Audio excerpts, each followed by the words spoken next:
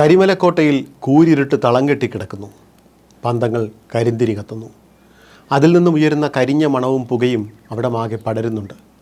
കർക്കിടകമായിട്ടും മഞ്ഞ് മാറിയിട്ടില്ല. കോടമഞ്ഞ് അരിച്ചിറങ്ങുന്നു. വേട്ടയാടി പിടിച്ച ചുണ്ടലിയെ കൊത്തിത്തിന്നാൻ തയ്യാറെടുക്കുന്ന കൊമ്പൻ കാട്ടുമൂങ്ങ. അത് കൂർത്ത നഖങ്ങൾ ഇരയുടെ പുറത്തേക്ക് അമർത്തി തിന്നാൻ തുടങ്ങി. പൂർണ്ണമായും ജീവൻ നഷ്ടപ്പെട്ടിട്ടില്ലാത്ത എലി പിടഞ്ഞു. പെട്ടെന്ന് എന്തോ ശബ്ദം കേട്ട് മൂങ്ങ തല വെട്ടിച്ചു. അതിൻ്റെ കണ്ണുകളിൽ ഭയം നിറഞ്ഞു. കരിയിലകൾ ഞെരിയുന്ന ശബ്ദം. കോട്ടയുടെ പിന്നിലൂടെ ഒരാൾ പന്തം പിടിച്ച് നടക്കുന്നു. അരണ്ട വെളിച്ചമാണ് പന്തത്തിന്. അയാളിടയ്ക്ക് പിന്നിലേക്ക് നോക്കി. ഇല്ല, പ്രശ്നങ്ങളൊന്നുമില്ല. ശ്വാസം അടക്കി പിടിച്ച് അയാൾ കോട്ടയുടെ പിൻവാതിലെത്തി. കാവൽക്കാർ ഉറക്കം തൂങ്ങിയിരിക്കുന്നു. അയാൾ പന്തം കെടുത്തി. അവരുടെ കണ്ണു വെട്ടിച്ച് അകത്ത് കടന്നു. അയാളൊരു കരിമ്പടം പൊറിച്ചിട്ടുണ്ട്. കോട്ടയ്ക്കുള്ളിലെ കുടിലുകളിലൊക്കെ നിശബ്ദത. കുറച്ച് ദൂരെയായി പുല്ലുമേഞ്ഞ വലിയൊരു കുടിൽ കാണാം. അയാൾ അത് ലക്ഷ്യമാക്കി നടന്നു. പെട്ടെന്ന് പിന്നിൽ ഒരു തണുപ്പറിഞ്ഞു. കൂർത്ത ഇരുമ്പ്. അയാൾ തിരിഞ്ഞു നോക്കാൻ ധൈര്യപ്പെട്ടില്ല. അനങ്ങിപ്പോകരുത്. ആരാ നീ? കാവൽക്കാർ അയാളെ വളഞ്ഞു. പടത്തലവൻ ശബ്ദം കേട്ടുണർന്നു. അയാൾ ചാടി എഴുന്നേറ്റ് പുറത്തിറങ്ങി. ആരാ? മുഖം മൂടി മാറ്റ്. അയാൾ കരിമ്പടം മാറ്റി. പടയാളികളും പടത്തലവനും അമ്പരന്നുപോയി. കറുപ്പയ്യ. അയ്യാവെ പാക്കണം, കറുപ്പയ്യ പറഞ്ഞു. അവർ അയാളെ ഉദയൻ്റെ കൂടാരത്തിലേക്ക് കൊണ്ടുപോയി. അവർ വാതിലിൽ മെല്ലെ തട്ടി. വാതിൽ ചാരിയിട്ടേ ഉള്ളൂ. ഉദയൻ കണ്ണു തുറന്നു. കിടക്കയുടെ അരികിൽ വച്ചിരുന്ന വാളിൻ്റെ പിടിയിൽ വിരലമർന്നു. അയ്യാ! കാവൽക്കാരുടെ ശബ്ദം ഉദയൻ തിരിച്ചറിഞ്ഞു. അയാൾ പുറത്തിറങ്ങി. ഉദയൻ കറുപ്പയ്യെ സൂക്ഷിച്ചു നോക്കി. ആരെങ്കിലും കണ്ടോ നിന്നെ? ഇല്ല അയ്യാ. മലേരയെക്കൂട്ട് അറിഞ്ഞ പിന്നെ ബാക്കി വച്ചേക്കില്ല. അകത്തു വാ. കാവൽക്കാർ അമ്പരന്നുപോയി. ഉദയൻ്റെ നീക്കങ്ങളും തീരുമാനങ്ങളും അവർക്ക് പലപ്പോഴും അത്ഭുതമാണ്. ഉദയൻ കറുപ്പയ്യെ ശ്രദ്ധിച്ചു. അയാൾ അവശനായിട്ടുണ്ട്. മുടി ഒരുപാട് നരച്ചു. കറുപ്പയ്യ അടുത്തിരുന്ന കൂജയിൽ നിന്നും വെള്ളമെടുത്ത് കുടിച്ചു. അയാളുടെ കിതപ്പ് മാറിയിട്ടില്ല. അയ്യാ, അയ്യപ്പനെ വധിക്കാൻ പോയ 4 പേരും കൊല്ലപ്പെട്ടു. അവൻ പന്തളം പടത്തലവനായത് നമുക്ക് വിനയാണ്. അമ്പലപ്പുഴ, ആലങ്ങാട്, ചീരപ്പൻചിറ പടകൾ പന്തളത്തെത്തിക്കഴിഞ്ഞു. ഇവിടെ നിന്നും മലയരയപ്പട ഉടൻ തിരിക്കും. ഉദയൻ അത് കെട്ടി താടിയൊന്ന് ഒഴിഞ്ഞു. അത് കൊള്ളാം. അവർ എത്ര പേരുണ്ടാവും? 300 മലയരയന്മാരുണ്ട്, പയറ്റി തെളിഞ്ഞവർ. തലവൻ കണ്ടൻ തന്നെ. കുഞ്ഞോവൻ്റെ ഉള്ളാളപ്പടയിൽ 200. കാണിക്കാരുടെ പടയിൽ എത്തുമെന്നാണ് കേട്ടത്. അവർ നേരെ പന്തളത്തേക്കാവും എത്തുക. അപ്പോൾ അംഗബലത്തിൻ്റെ കാര്യത്തിൽ പന്തളം പട ഒട്ടും മോശമാവില്ലെന്ന് സാരം, ഉദയൻ ഓർത്തു. അയ്യാ, തഞ്ചാവൂരിൽ നിന്നും പട എത്തില്ലേ? ഉദയൻ കൈമലർത്തി. രാജേന്ദ്ര മന്നൻ അധികാരമേറിയ ശേഷം ചുരം കടന്ന് ഇങ്ങോട്ടേക്കൊന്നും കിട്ടിയിട്ടില്ല. അങ്ങോട്ടേക്കുള്ളത് കണക്ക് പറഞ്ഞ് വാങ്ങുന്നുമുണ്ട്. ഇവിടുത്തെ താവളം ഉപേക്ഷിച്ച് തിരികെ ചെല്ലാനായിരുന്നു ആദ്യ കൽപ്പന. പിന്നെ അയഞ്ഞു. പന്തളം പടയെ തകർക്കണം. അതിനു മുന്നേ മലയരയന്മാരെ കാട്ടിൽ നിന്നും തുരത്തണം.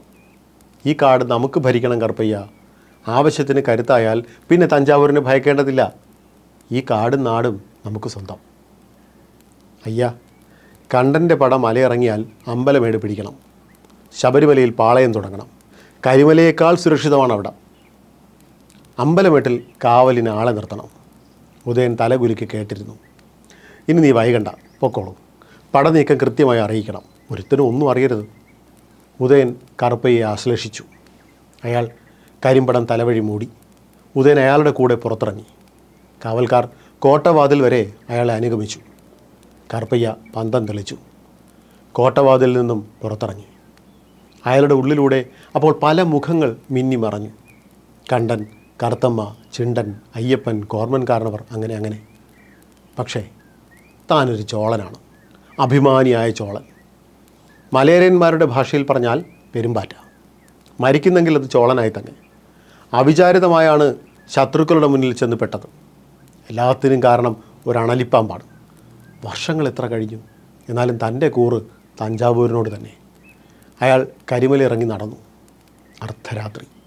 ചീവീടിൻ്റെ ശബ്ദം തുളച്ചു കയറുന്നു. ആദ്യമൊക്കെ കാട്ടിലൂടെ നടക്കാൻ ഭയമായിരുന്നു. മലയരയന്മാരുടെ കൂടെ കാട്ടിൽ കഴിയാൻ തുടങ്ങിയതോടെ അത് തീർന്നു. ഇപ്പോൾ ഓരോ വഴികളും മനഃപ്പാഠമാണ്. പിറകിലെന്തോ ഒടിയുന്ന ശബ്ദം. അയാൾ നിന്നു. പന്തമുയർത്തി നോക്കി. ഒന്നും കാണാനില്ല. അയാൾ നടത്തിയുടെ വേഗം കൂട്ടി. വീണ്ടും അതേ ശബ്ദം.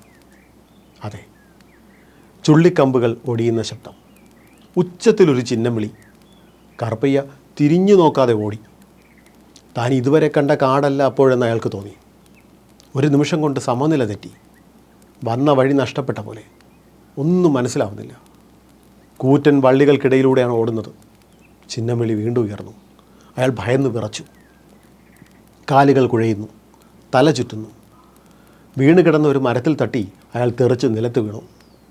പന്തം ദൂരേക്ക് തെറിച്ചു പോയി. അയാൾ എഴുന്നേൽക്കാൻ ശ്രമിച്ചു. പറ്റുന്നില്ല. കാലിൽ ഒരു മരക്കുറ്റി തുളച്ച് കയറിയിട്ടുണ്ട്. അയാളത് വലിച്ചൂരിയെടുത്തു. കാട് തന്നെ വിഴുങ്ങാൻ വരുന്നത് പോലെ അയാൾക്ക് തോന്നി. മുത്തപ്പ, മാപ്പ്. വീണ്ടും ചിഹ്നം വിളി. അയാൾ വല്ല വിധേനെ എഴുന്നേറ്റു. പന്തം കിടന്നിടത്തേക്ക് നടന്നു. കാല് നിലത്തുറയ്ക്കുന്നില്ല. അയാൾ അടിതെറ്റി വീണു. തല ഉയർത്തി പിന്നിലേക്ക് നോക്കി. പന്തത്തിൻ്റെ അരണ്ട വെളിച്ചത്തിൽ അയാൾ കണ്ടു ഒരൊറ്റയാൻ. അവൻ്റെ കൂർത്ത ഒറ്റക്കൊമ്പ് വ്യക്തമായി കാണാം. അവൻ തുമ്പിക്കൈ ഉയർത്തി ചിഹ്നം വിളിച്ചു. കറുപ്പയ്യ വീണ്ടും എഴുന്നേൽക്കാൻ ശ്രമിച്ചു. ആന അടുത്തേക്ക് മെല്ലെ വരുന്നു. അയാൾ അതിനെ നോക്കി കൈകൂപ്പി. മന്നിച്ചിടുങ്കോ ആണ്ടവരെ. കറുപ്പയ്യ നിലത്ത് കിടന്നുരുണ്ടു. പക്ഷേ വലിയൊരു കൊക്കയുടെ മുകളിലാണ് താൻ കിടന്നതെന്ന് അയാൾ അറിഞ്ഞിരുന്നില്ല. ഉരുണ്ട് താഴേക്ക് പതിച്ചു. പാറക്കൂട്ടങ്ങളിൽ വീണ് അയാൾ ചിതറി. ഒറ്റക്കൊമ്പൻ അവിടെ തന്നെ നിലയുറപ്പിച്ചു. പിറ്റേത് രാവിലെ കണ്ടനും കറുത്തമ്മയും ചുണ്ടനും മലയിറങ്ങി കാട്ടിലേക്ക് ഓടി. വഴിയിൽ ചോരപ്പാടുകൾ കണ്ടു. മുൾച്ചെടിയിൽ ഉടക്കിയിരുന്ന തുണിക്കഷ്ണത്തിൽ നിന്നും അവർ ആളെ തിരിച്ചറിഞ്ഞു. കറുപ്പയ്യ. ഇവൻ രാത്രി ഒറ്റയ്ക്കെന്തിന് ഈ വഴി വന്നു? ഒരേ സമയം മൂവരിലും ആ ചോദ്യം മുളപൊട്ടി. അതാ കൊക്കയുടെ അറ്റത്ത് നിൽക്കുന്ന ഒറ്റക്കൊമ്പൻ. അവരെ കണ്ട് ആന തലയാട്ടി. കണ്ടൻ കൊക്കയുടെ അറ്റത്ത് നിന്ന് താഴേക്ക് നോക്കി. താഴെ കാക്ക കരയുന്ന ശബ്ദം. അയാൾ കൊക്കയുടെ അരികിലൂടെ മെല്ലെ പിടിച്ച് തൂങ്ങി താഴേക്കിറങ്ങി. ഒന്നേ നോക്കാൻ അയാൾക്ക് കഴിഞ്ഞുള്ളൂ. കഴുകനും കാക്കയും കൊത്തി വലിക്കുന്നു. അയാൾ തിരിച്ചു കയറി. കറുത്തമ്മ അകലെ പൊന്നിൽ കുളിച്ചു നിൽക്കുന്ന അമ്പലമേട്ടിലേക്ക് നോക്കി നെടുവീർപ്പിട്ടു. അവളുടെ മനസ്സിലൂടെ പലതും കടന്നു വന്നു. തൻ്റെ കുഞ്ഞിൻ്റെ തലയിൽ തൊട്ട് ആണയിട്ടവൻ, വിശ്വസ്തനായി ഇത്രയും കാലം നടിച്ചവൻ, ഇന്നിതാ രക്തവും മാംസവും ചലവുമായി കിടക്കുന്നു. ചിണ്ടന് ദേഷ്യം അടക്കാനായില്ല. അന്നേ ഞാൻ പറഞ്ഞതാണ് ഇവൻ ചതിയനാണെന്ന്. കറുത്തമ്മ ചിണ്ടൻ്റെ തോളിൽ കൈവച്ചു. സാരമില്ല, അവൻ കാടിനെ ചതിച്ചു. കാട് അവനുള്ളത് വിധിച്ചു. അവർ ദൂരേക്ക് നടന്നകലുന്ന ഒറ്റക്കൊമ്പനെ നോക്കി. അവൻ ചെവി കുലുക്കി തലയാട്ടി തിരിഞ്ഞു നോക്കാതെ ശാന്തനായി മെല്ലെ നടന്നു.